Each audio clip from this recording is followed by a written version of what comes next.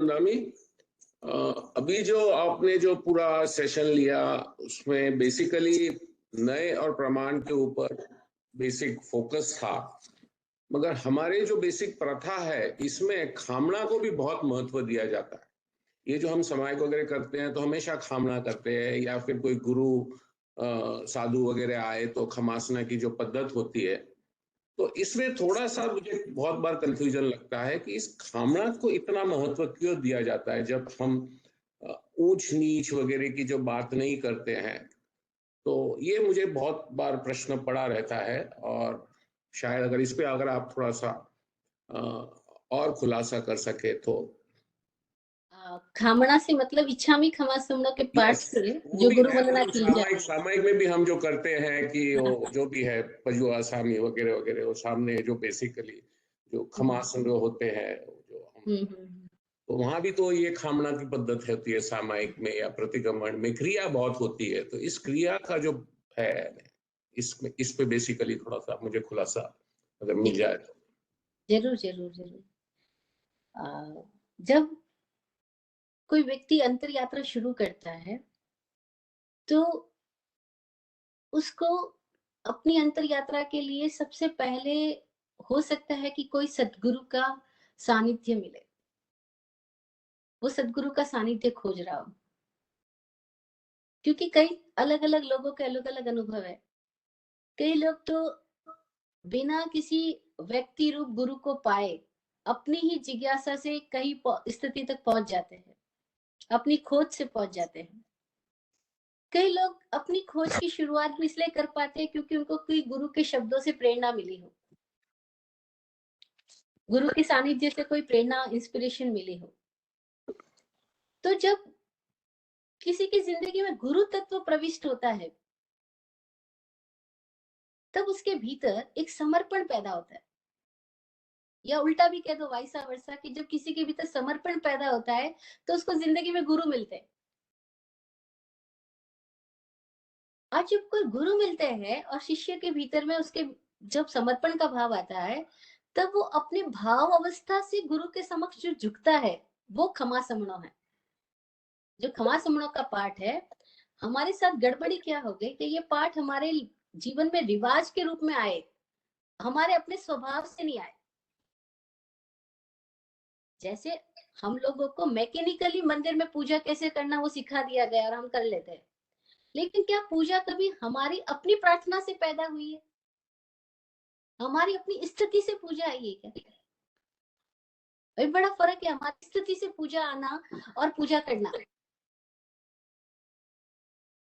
पूजा करना तो हमको एक क्रिया सिखा दी गई, ऐसी प्रतिक्रमण करना क्रिया सिखा दी गई, खमा समणो देना क्रिया सिखा दी गई।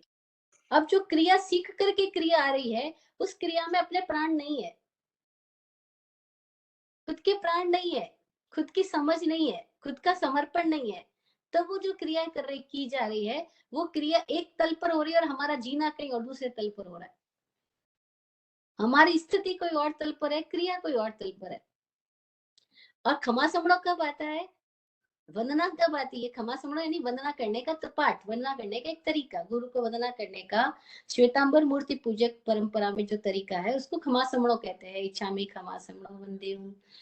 और जो स्थानकवासी परंपरा है वो तिखुतो आयणम पयायणम ऐसे कर रही होती है ना। दिगंबर नमस्तु कुछ और तरीके से कर रहे होते हैं।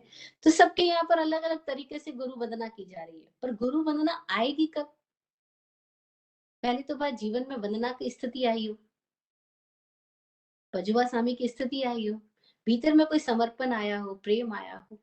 अब जो समर्पण और प्रेम आया तो उसको तो शब्दों की जरूरत नहीं, उसको शब्द आए ना आए, उसको तिखु तो खमासुणों की पाठ आए ना आए, क्रिया आए ना आए, उसके भीतर जो समर्पण आया है वो गुरु की वंदना करेगा, गुरु की पूजा करेगा, गुरु की स्तुति करेगा। लेकिन वो पूजा स्तुति वंदना जो है वो उसकी आत्मिक दशा से आएगी। एग्जाम्पल के तौर पे बताती हूँ, जब स्वामी रामकृष्ण परमहंस को काली के मंदिर में पुजारी के रूप में चुना गया और रखा गया, तो रखने वाली रानी ने सोचा, जो रासमणी रानी का ने मंदिर बनाया था दक्षिणेश्वर में काली का, कलकत्ता के पास में, तो उधर उन्होंने क्या सोचा था कि भाई मैं तो एक पुजारी को नियुक्त कर रही हूँ कि वो सेवा पूजा कर दिया करेगा, जैसे अपन मंदिरों में पुजारी रखते हैं।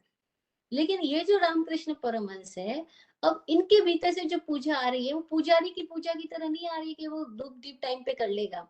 उसके भीतर से पूजा उसकी स्थिति से आती है, उसके भावों से आती है। और जब भावों से आती है तो बड़ी मजेदार बात है कि वो काली के मंदिर में प्रसाद चढ़ाने से पहले खुद चख लेता है सही है कि नहीं है। फूल चढ़ाने से पहले सूंघ लेता है सही है कि नहीं है। अब लोग कह रहे पागल हुआ है कोई प्रसाद को चख करके, फिर तो वो प्रसाद ही कहाँ बचा, पहले ही तुमने चख लिया फिर मंदिर में चढ़ाया। वो कैसे कैसे चढ़ा दूं, पहले देखो तो सही मेरी माँ को सही चीज जा रही कि नहीं जा रही है। अब ये रिवाज से तो बिल्कुल विपरीत बात हो गई है ना। तो लोगों ने शिकायत करी रानी को कि आपने कैसे पुजारी को रख लिया है। रानी को भी गुस्सा आया, ऐसे तो पुजारी को नहीं करना चाहिए, पुजारी काम गड़बड़ कर रहा है। उसने जाके बात की, उसने कहा मैं क्या कर सकता हूँ, मैं अपनी माँ को ऐसे तो नहीं खिला सकता, माँ को ऐसी तो नहीं रख सकता, पहले मैं तो देखूंगा माँ को ठीक जा रहा है कि नहीं जा रहा। और फिर देखते हैं कि उसके भीतर पूजा शुरू होती है तो घंटों घंटों चलती है। उसकी स्थिति से पूजा आ रही है ना, वो करने के लिए थोड़ी कर रहा है कि 2 मिनट। हम लोग देखते मंदिर के अंदर लोग आए, ये किया वो किया, दीपक दिखाया आईना दिखाया और चल पड़े। उनका बस रिवाज पूरा कर लिया। लेकिन रामकृष्ण परमहंस अब पूजा कर रहे हैं तो वो घंटों घंटों करते जा रहे हैं। और कभी आंसू बह रहे तो घंटों आंसू ही बह रहे, पूजा की क्रम जो था उसके बाद जो करना, उसके बाद जो करना सब खत्म। वो तो किसी एक चीज में ही रह गए लंबे समय तक। और बोला ऐसे कैसे, रोए जा रहे, सिर झुक गया तो झुक गया, कीर्तन हो रहा तो कीर्तन ही चालू है, खत्म ही नहीं हो रहा है। क्योंकि वो पूजा उनके स्थिति से आ रही है, वो पूजा ऊपर से नहीं आ रही है। तो खमा समड़ो क्या था एक्चुअल में, गुरु वंदना का पाठ क्या था एक्चुअल में, कि वो भीतर की कोई स्थिति से कभी गुरु की वंदना हो रही है। अब जो भीतर की स्थिति से गुरु को वंदना हो रही है तो यहाँ गुरु बड़ा छोटा नहीं हो गया, गुरु और शिष्य आत्मरूप हो गए। प्रेम में बड़ा छोटा नहीं होता, प्रेम में आत्मरूप हो जाते हैं। लेकिन हमारे साथ दिक्कत क्या है कि हमारे भीतर से तो प्रेम आया नहीं, हमारे भीतर से तो प्रणाम आया नहीं। हम घर घर जाते हैं, हम देखते हैं लोग हमको प्रणाम करते हैं, फिर अपने बच्चे को कहते हैं एक प्रणाम कर, चरणों में माथा झुका। बच्चा बोलता है क्यों झुकाऊं, नहीं झुकाता, प्रणाम नहीं करता। माँ बाप कहते कैसे बच्चे हो गए देखो प्रणाम ही नहीं कर रहे। मैं कहती हूँ आप कह क्यों रहे हो प्रणाम करते, वो उसकी स्थिति से तो आ ही नहीं रहा। उसको तो लिए वो अजनबी लोग हैं जो घर में आए और आप प्रणाम करो, क्योंकि आपके भीतर में एक संस्कार डाला हुआ है कि आए घर में प्रणाम करो, अतिथि आए प्रणाम करो, बड़े लोग आए प्रणाम करो। उसके तो अंदर से नहीं आ रहा, हम क्यों उसको प्रणाम करने को बोल रहे हैं। ऐसे मंदिर में आप जाओगे, अपने बच्चे को कहोगे तू ही पूजा कर, उसके भीतर से तो पूजा आई नहीं, क्यों पूजा करे वो। एक मंदिर में हम गए, शांति गुरुदेव का मंदिर था, मैं सीधा अंदर चली गई, तो वो पीछे बाहर बैठी बहन जो अपने पूजा पाठ कर रही थी, माला वाला कर रही थी, जोर से चिल्लाई अरे पूजा के कपड़े पहने कि नहीं पहने, आप मंदिर के अंदर कैसे चली गई। स्वामी जी भी साथ थे, स्वामी जी हंसे, बोले ये पूजा के कपड़े कैसे पहनेगी, पूजा तो मोटी होगी, ये तो अपने कपड़े पहन के आई, पूजा के थोड़ी कपड़े पहन के आई।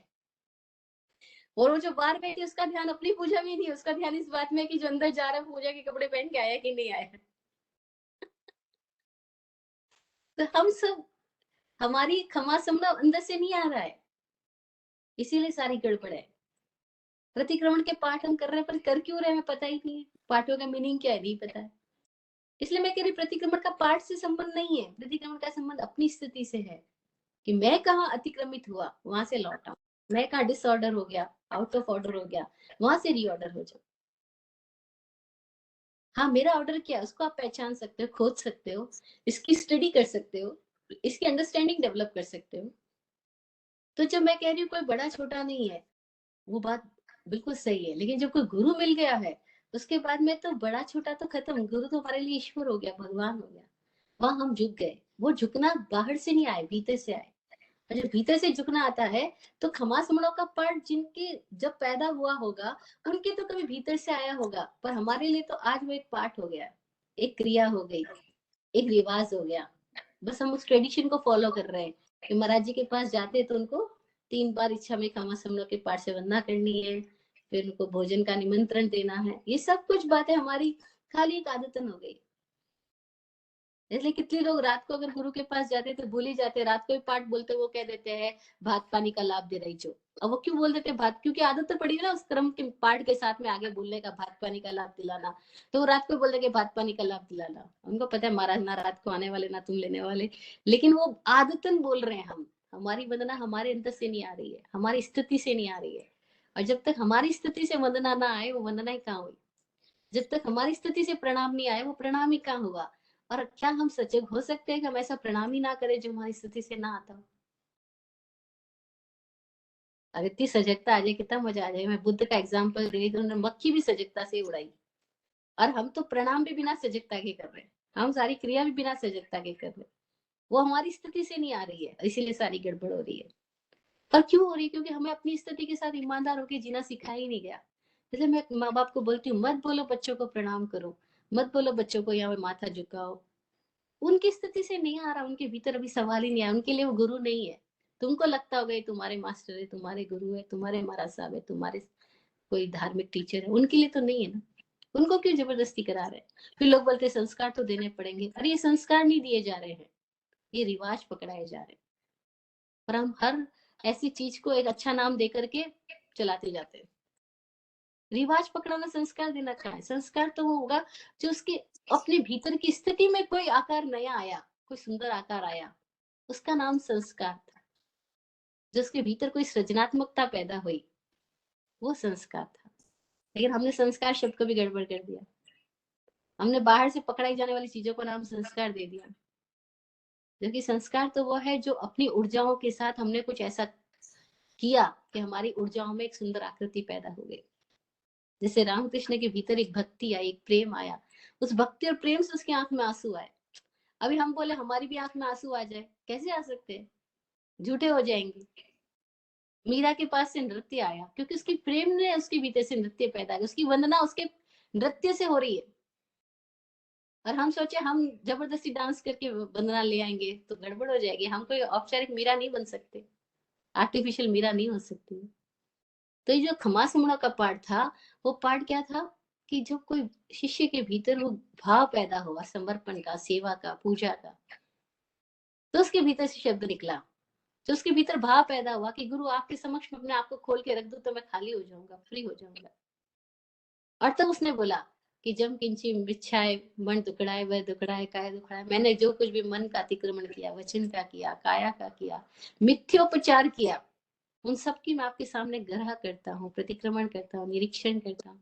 ये भाव कहाँ से आया? उसके भीतर कोई ऐसी स्थिति आई, उसको लगा ये गुरु है, इनके सामने मैं खुल के कह दूंगा मैं फ्री हो जाऊंगा। लेकिन अभी तो हमारे पास तो ना ऐसा निर्ग्रंथ कोई गुरु दिखता, और ना कोई भीतर से आए हुए समर्पण से ये पाठ आता। ये सारे पाठ भी रिवाज से आते, गुरु भी रिवाजों में बन गए, क्या कर सकते हैं? I can't say anything. जय हो।